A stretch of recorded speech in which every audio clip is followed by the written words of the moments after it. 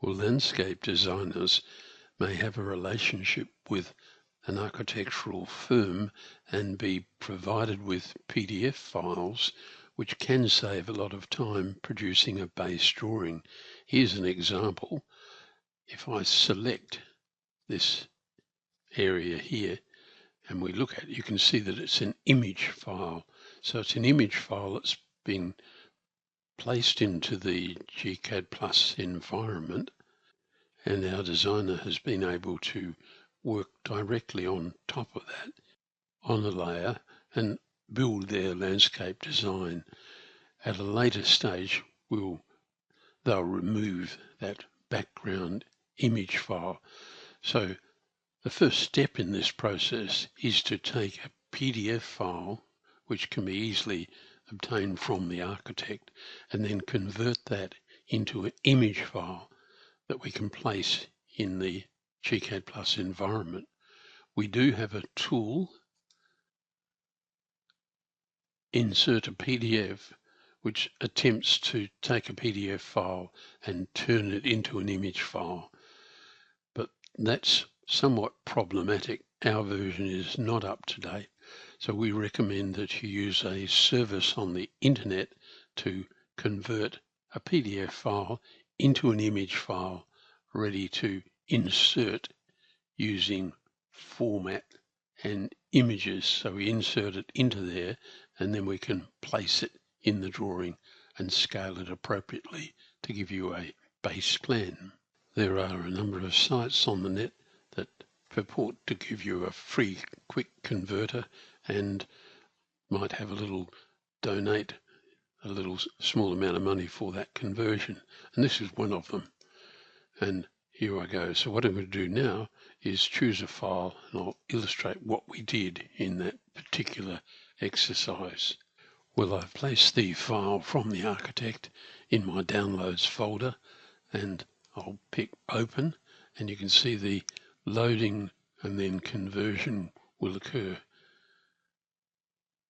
Once we've done that, we can choose the type of file and indeed the image quality and the number of dots per inch.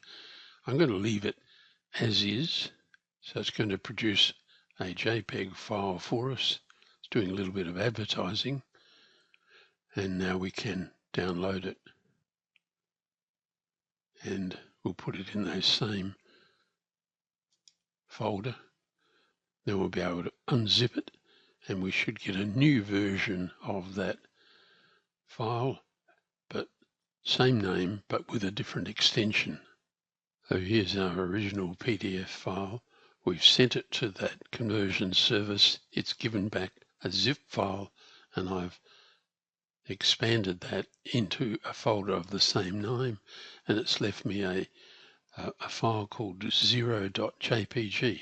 Let's double click on it, and my viewer pops up, and there we are.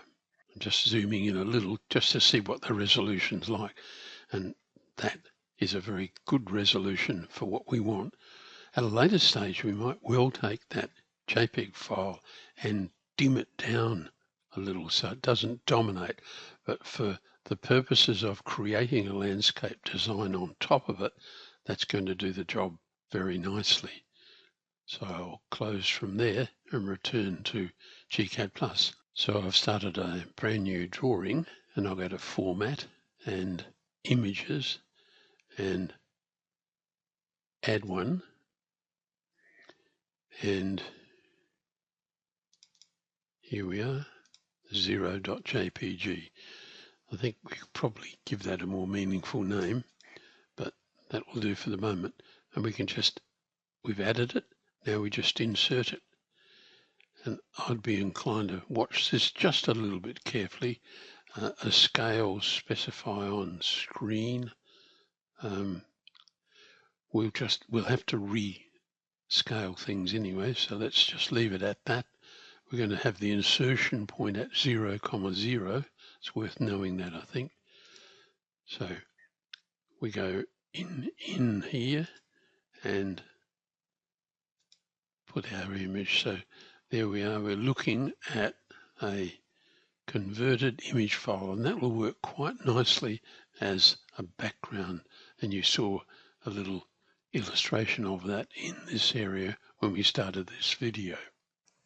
So now we have our base map, if you like, and what we want to do now, we're in, of course, model space.